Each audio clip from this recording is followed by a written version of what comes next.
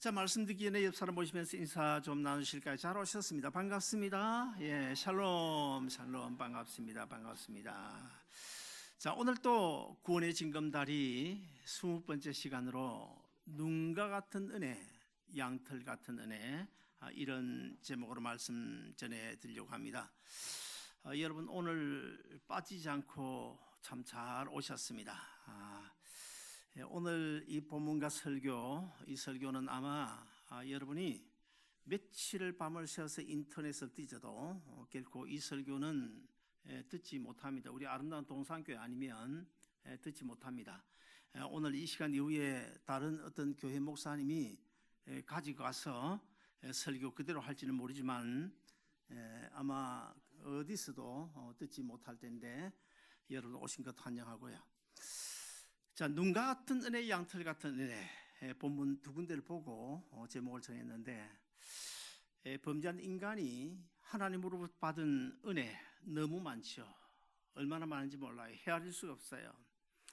그 수없이 많은 은혜 가운데 크게 두 가지로 구분한다면, 첫째는 나를 죄에서 구원해 주신 이 구원의 은혜, 자기 아들 예수 그리스도를 십자가에 내어 죽이시고 우리 대신 죽이시고 우리를 죄에서 구원해 하나님의 자녀 삼아주신 이 구원의 은혜, 그리고 다른 하나는 뭘까요?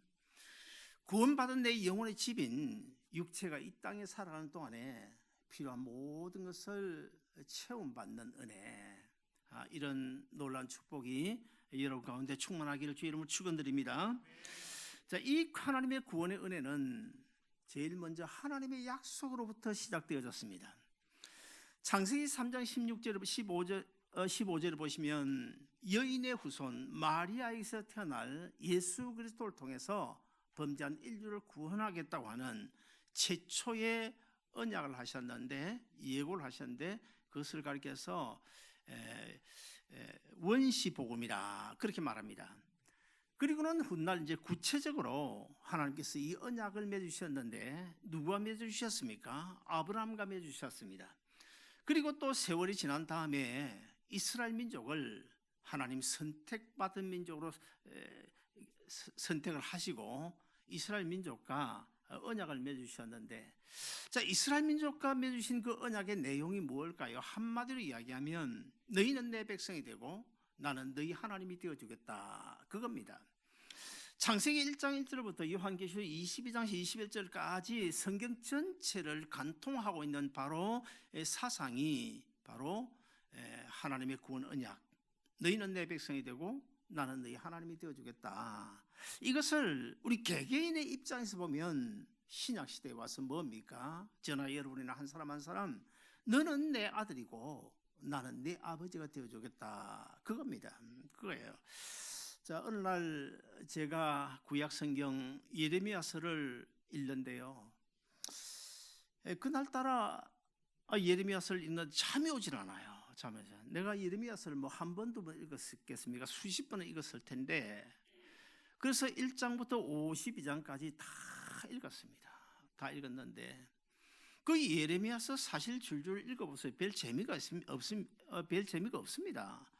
그럼에도 불구하고 그날 밤 저에게는 얼마나 은혜로운지 52장을 다 읽는 가운데 저도 참 가슴 속에서 눈물이 나오고 하나님을 하지 않을 수 없었는데, 자, 그 예레미야서에 보면요, 하나님께서 우리를 얼마나 사랑하시는지, 이스라엘 백성을 얼마나 사랑하시는지, 하나님의 크고 가장 큰 두 가지 성품이 뭐예요? 사랑과 공의 아닙니까?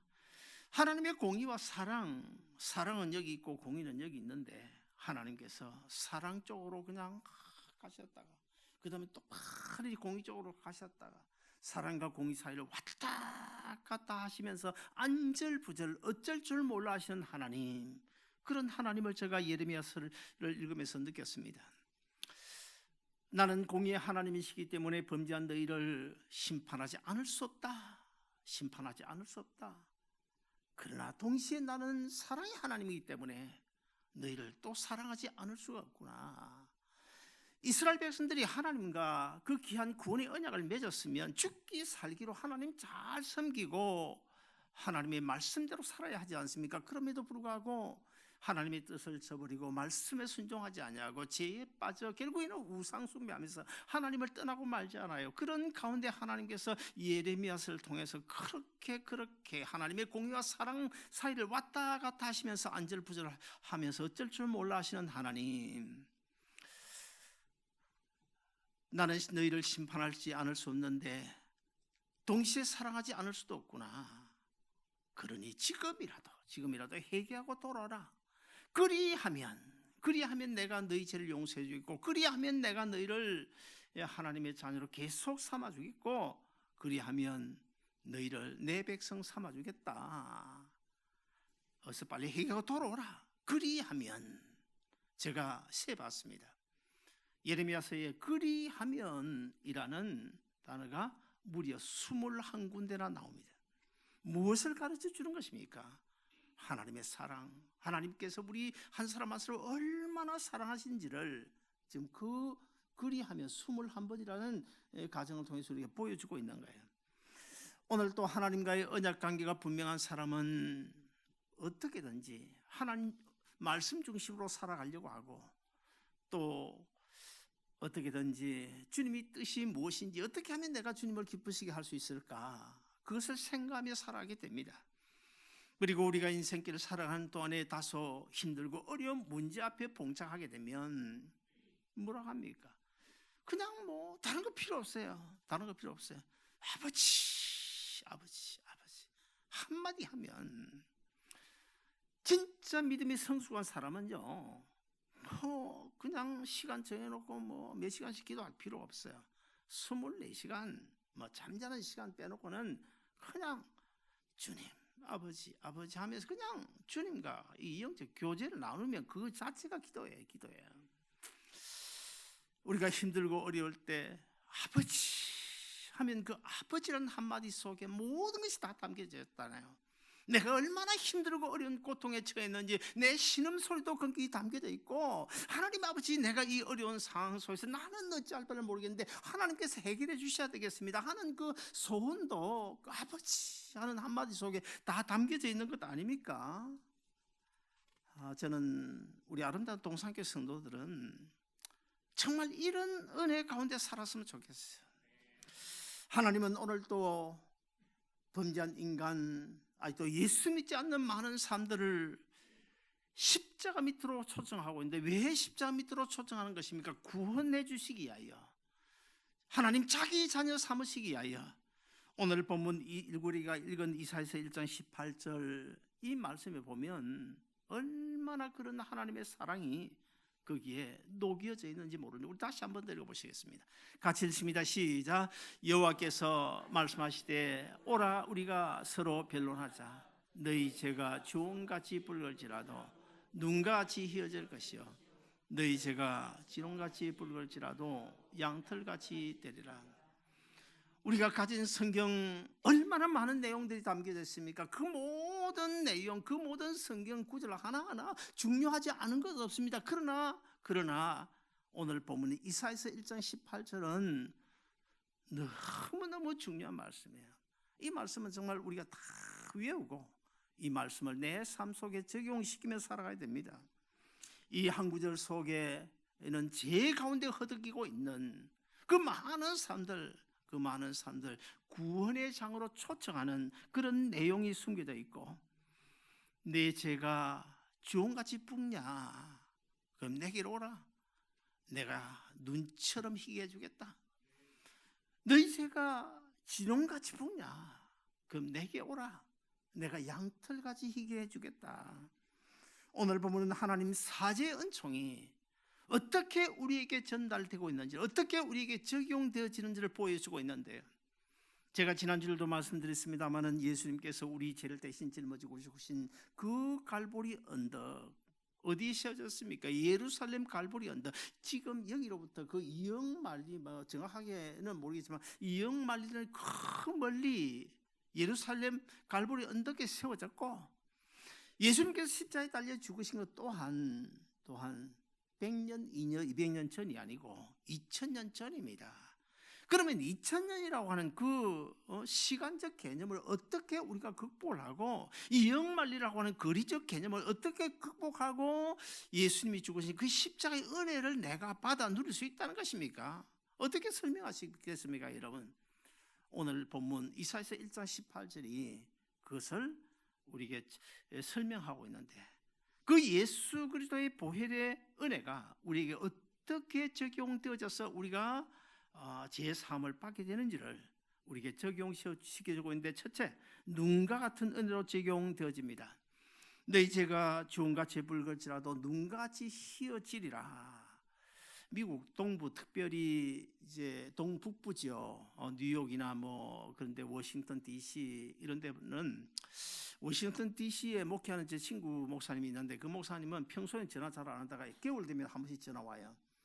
제 목사, 지난주에 눈이 너무 많이 와가지고 예배 못 드렸어. 집에서 견절 각자 예배했어. 그럼 전화 오는데요. 뭐 거의 1년에 한 주 아니면 2주 정도는 예배를 못 드릴 정도로 눈이 많이 온다 그래요. 자, 우리가 살고 있는 이 LA는 눈이 오지 않죠. 그러나 간밤에 자고 나서 일어나 보니까 하얗게 눈이 소복소복 쌓여 있다. 얼마나 깨끗합니까? 얼마나 기분 좋습니까? 아무것도 안 보이고 하얀 눈만 보이잖아요. 그렇다고 해서 그 눈 속에 아무것도 없는 것입니까? 아닙니다. 그 눈 속에 별의별 것 다 들어있습니다. 쓰레기도 있고 개똥도 있고 소똥은 있는지 모르지만 하여튼 뭐 먼지 별 것 다 들어있어요. 다 들어있어요. 그러나 우리 눈에는 뭐만 보입니까? 개똥 보이지 않아요. 소똥도 보이지 않아요. 먼지 하나도 보이지 않아요. 뭐만 보입니까? 하얀 눈만 보입니다. 하얀 눈만 보입니다.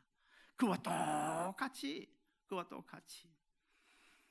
내가 나를 위하여 죽으신 예수 그리스도 나의 구주로 믿습니다.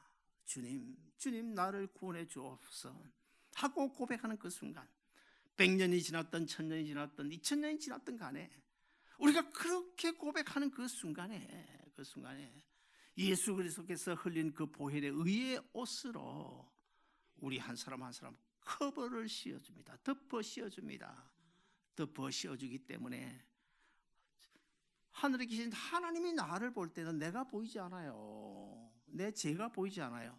뭐만 보입니까? 덮어 씌워진 예수님의 보혈만 봅니다. 그래서 너는 죄인이라고 그러지 않고 너는 의로운 사람이라고 인정해 주시는 거예요. 언젠가 어떤 침례교 안수입 사는 우리 장로교 장로나 같아요. 안수입 사님 한 분이 저를 만나서 제게 이런 질문을 했습니다. 목사님, 우리가 다 뭐 예수 믿고 신앙 고백하면 우리 다 구원 얻지 않습니까? 우리 다 구원 얻었지 않습니까? 그런데 이 장로교 교인들은 왜 시간마다 하나님 이 죄인이 어쩌고 저쩌고 그러는 것입니까? 우리 다 구원받고 의로운 사람 됐는데. 물론 우리가 의로운 사람 됐죠. 하나님이 보실 때는 의로운 사람 됐죠. 그러나 내가 나를 볼 때는 어떻습니까?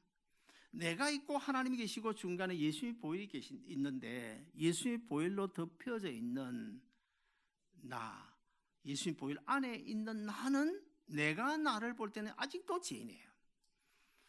어제도 죄 짓고 살았고 오늘도 죄 짓고 살고 앞으로 죄 지으며 살아가게 될 것입니다.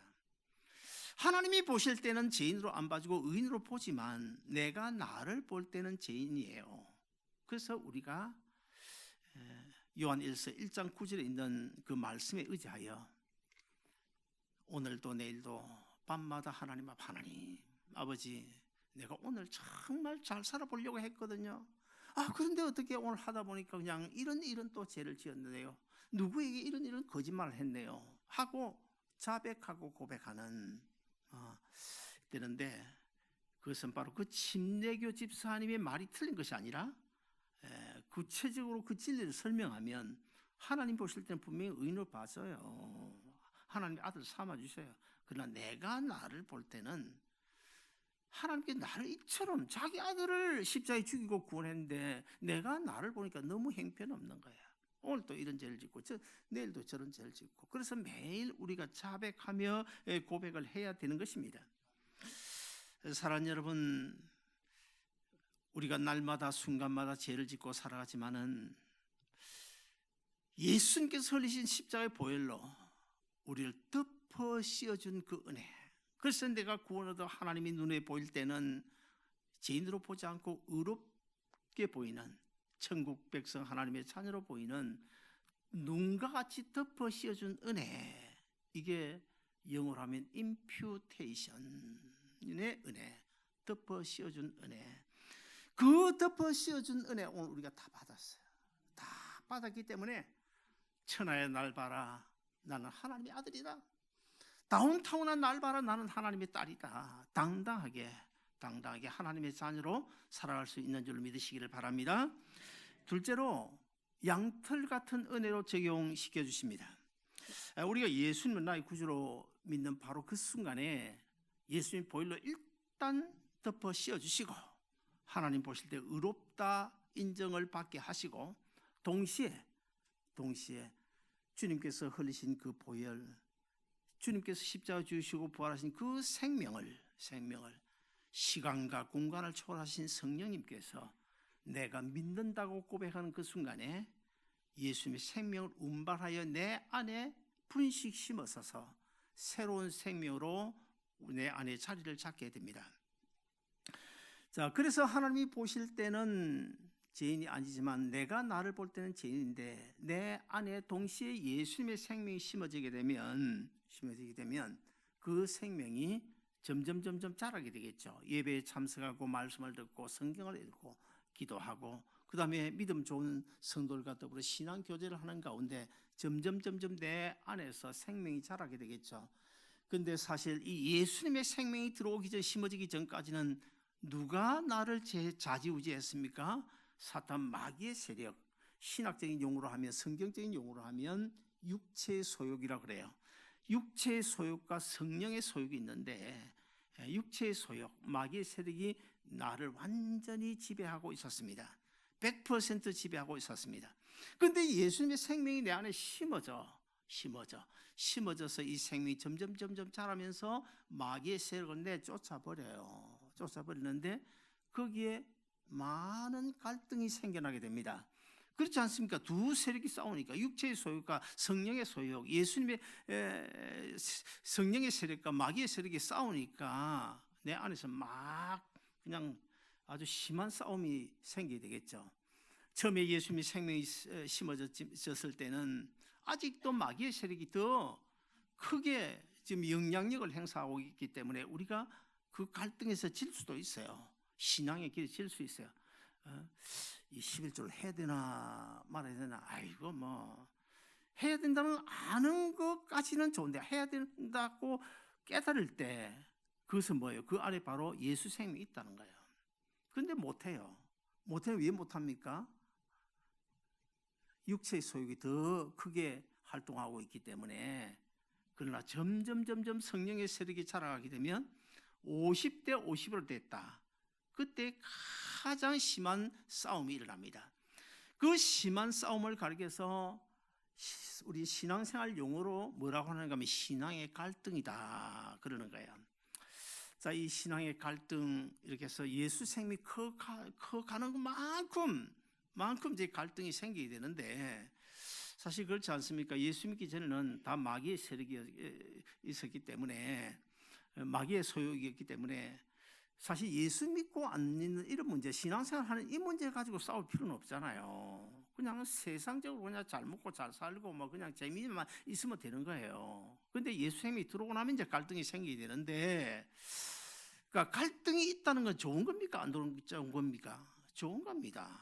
갈등이 없다는 건 뭐예요? 예수 생명이 아예 없다는 거고 거듭나지 못했다는 거고, 거듭나서 예수 생명이 있다는 것은 신앙 문제로 갈등을 하게 된다는 거예요.